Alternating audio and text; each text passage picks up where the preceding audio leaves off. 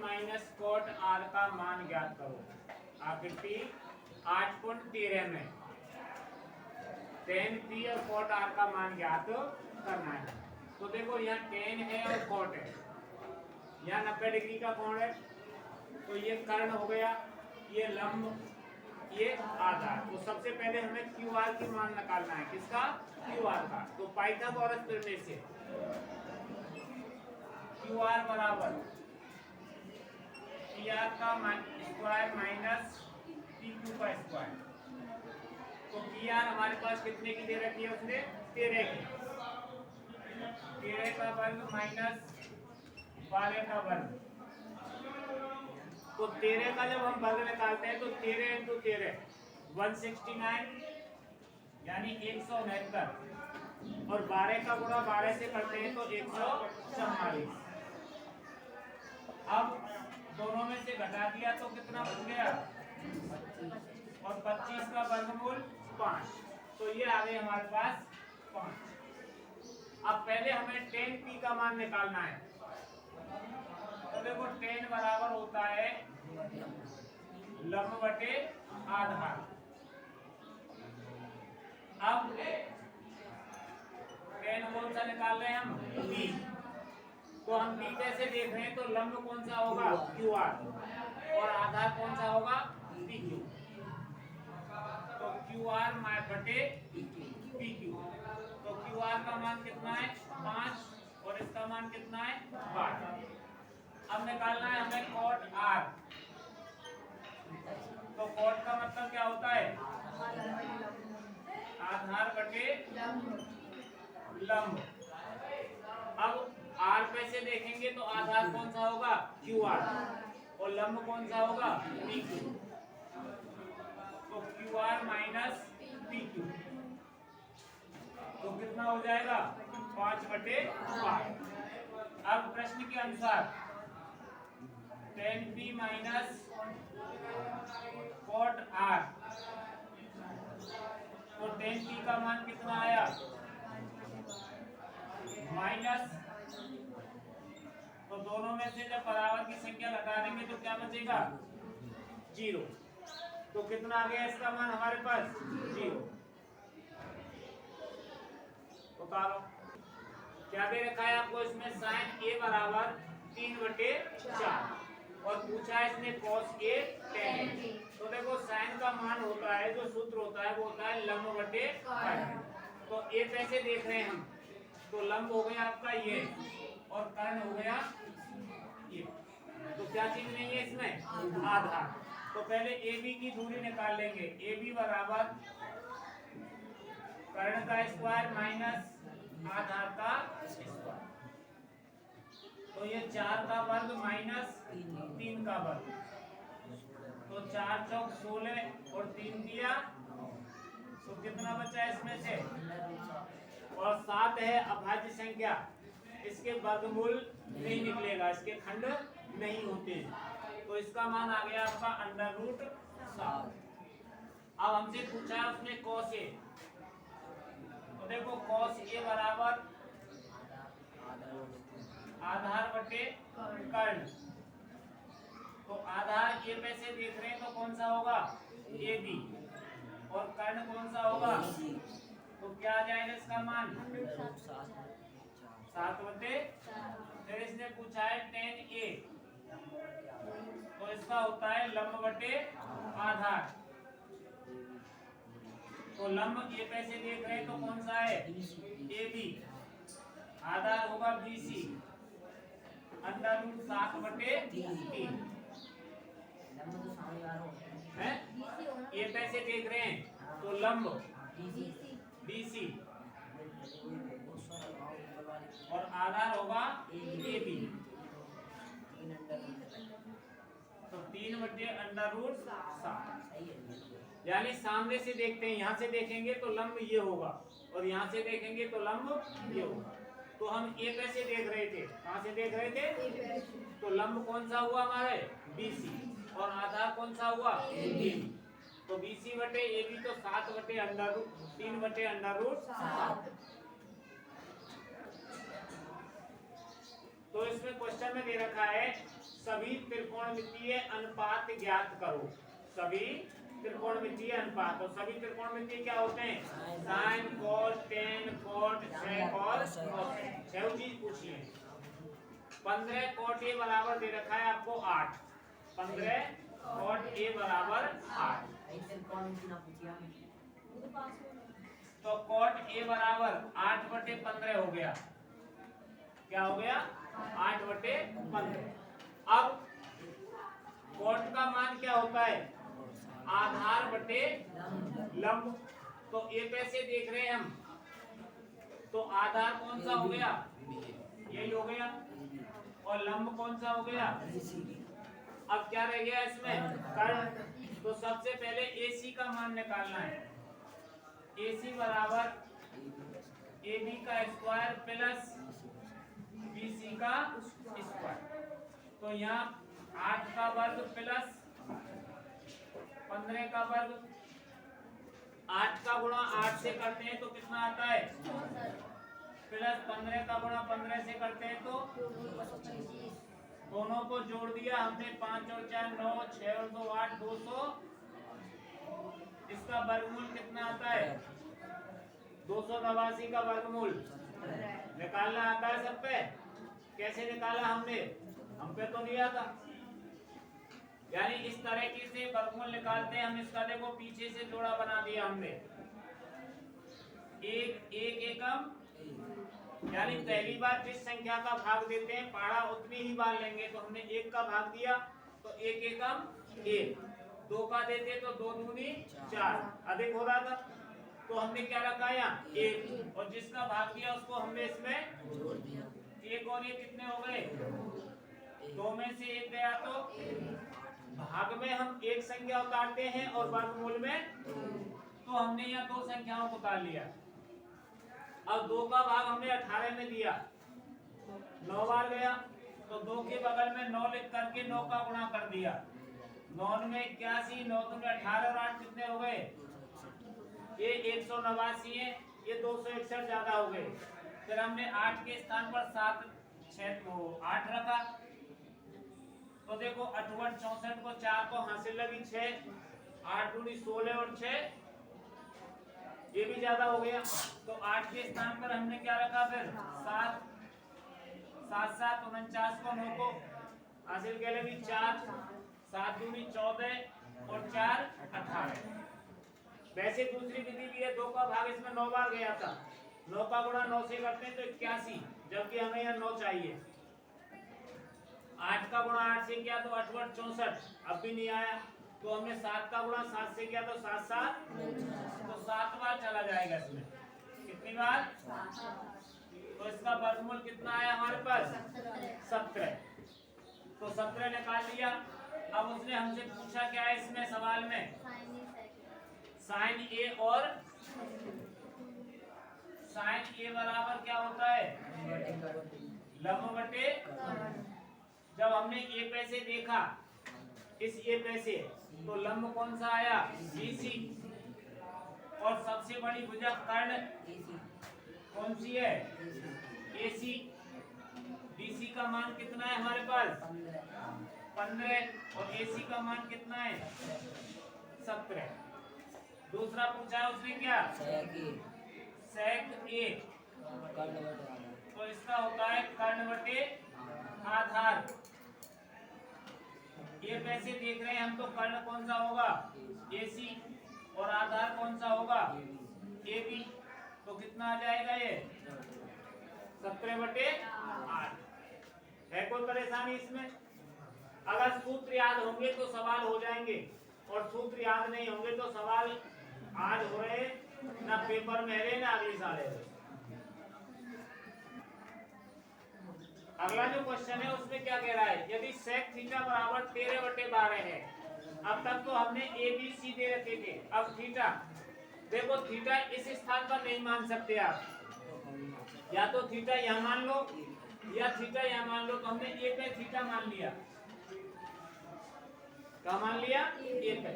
अब sec theta बराबर क्या होता है? कर्ण बटे आधार। तो थीटा ये रहा। तो 90 के सामने का ये तो हो गया आपका कर्ण और ये हो गया आपका आधार। तो कौन सी चीज नहीं है इसमें? लंब नहीं है, बीसी नहीं है। तो बीसी निकाल दिया हमने। बीसी बराबर एसी का स्क्वायर माइनस एबी का स्क्वायर। तो एसी है हमारे पास 13 का वर्ग माइनस, तो देखो 13 इंटू 13 169 और 12 इंटू 12 140 144। 169 में से जब 144 गए तो कितने बचे?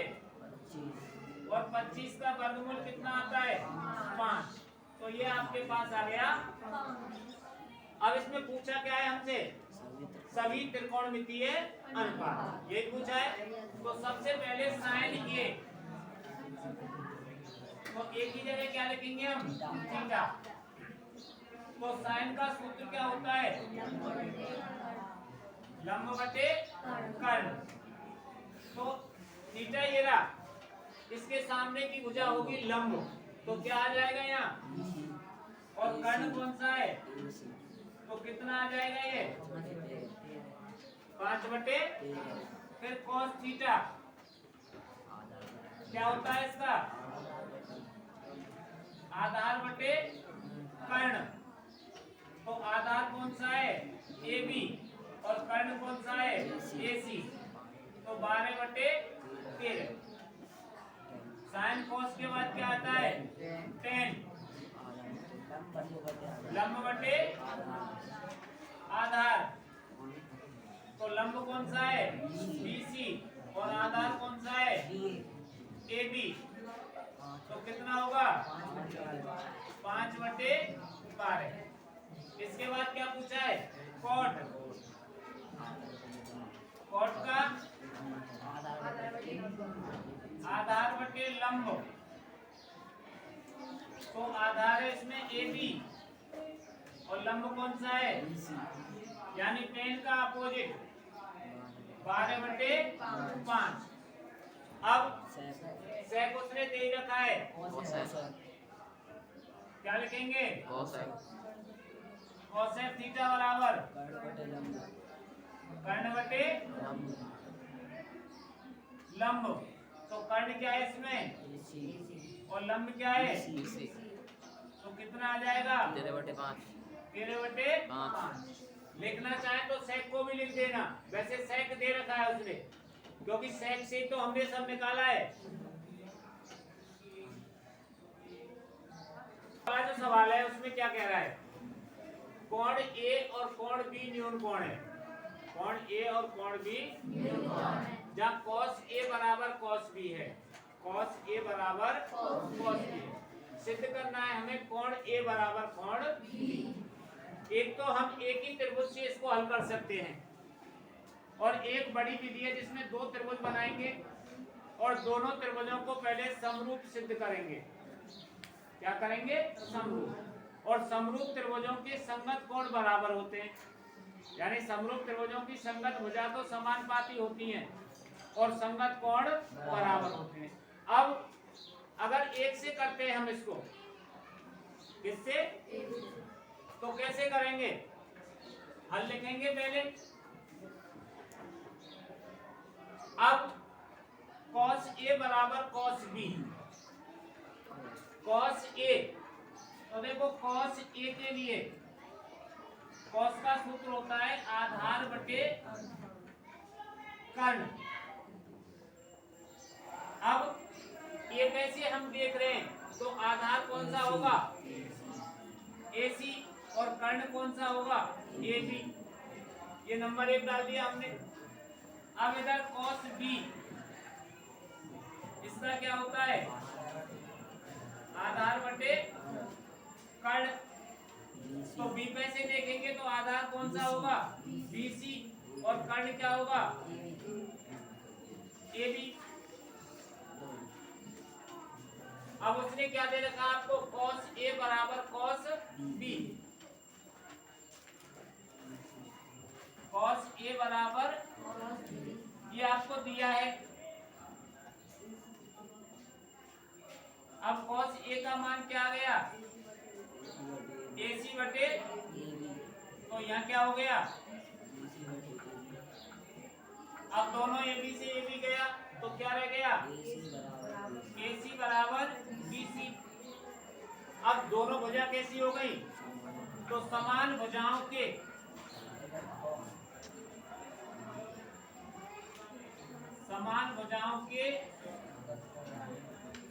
सम्मुख कोण समान होते हैं, इसलिए कोण ए बराबर कोण बी, यानी बीसी के सामने का कोण ए आ रहा है और एसी के सामने का कोण बी आ रहा है, इसलिए कोण ए बराबर कोण बी। इति एक विधि तो यह है इसकी, और दूसरी विधि दोनों त्रिभुजों को हम समरूप सिद्ध करते हैं, और समरूप सिद्ध करने के बाद हम इन दोनों को निकाल सकते हैं।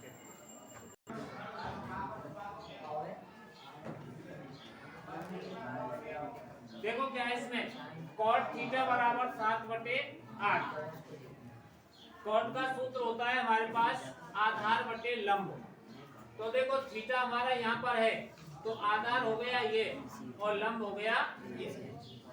अब क्या चीज नहीं है इसमें, ए भी नहीं है, तो पहले ए भी निकाल लो। कर्ण ए बी बराबर ए सी का स्क्वायर प्लस बी सी का स्क्वायर, यानी कर्ण निकालते हैं तो प्लस करते हैं, और लंब और आधार में से कोई एक निकालते हैं तो कर्ण में से उसको घटाते हैं। तो यहाँ 8 का स्क्वायर प्लस, तो 8 का वर्ग कितना होता है, और 7 का वर्ग 49, दोनों को जोड़ दिया कितना आ गया, 113 अभाज्य संख्या है, 113 अभाज्य संख्या है, तो इसका वर्गमूल नहीं निकलेगा। अब हमसे पूछा क्या है इसने, क्या पूछा है, 1 plus sine theta 1 plus sine theta 1 minus sine theta 1 plus sine theta, और कोष्टक में 1 माइनस साइन थीटा बटे 1 plus cos theta 1 plus cos theta 1 minus cos theta 1 minus, cos theta. यही पूछा है। तो देखो हमारे पास साइन थीटा का मान होना चाहिए और कॉस थीटा का मान होना चाहिए। तो साइन थीटा बराबर लंब बटे कर्ण, तो लंब क्या है इसमें, AC बटे AB, तो क्या आ जाएगा ये 8 बटे √113, और cos थीटा आधार बटे कर्ण,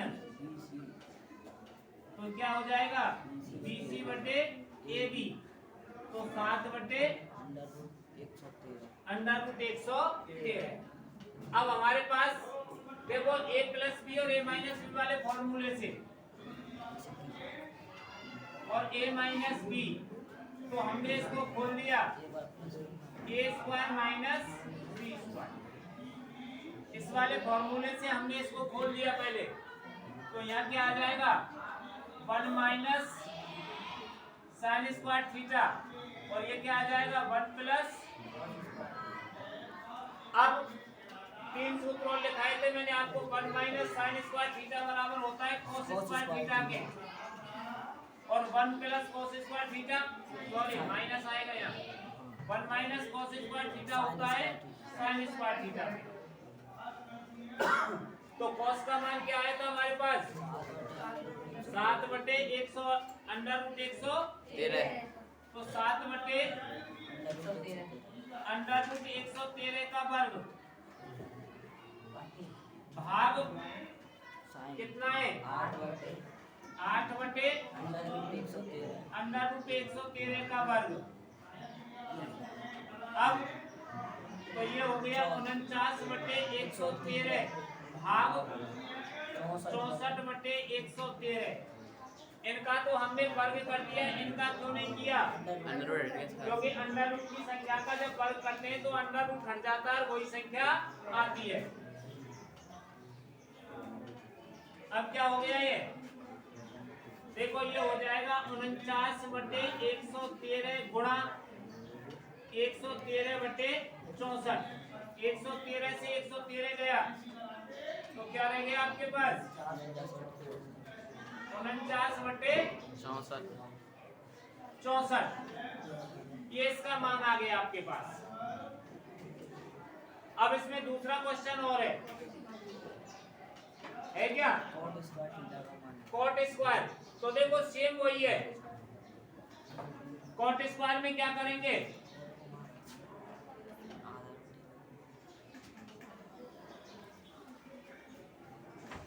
देखो कॉट स्क्वायर में इसको हटा दो इधर से।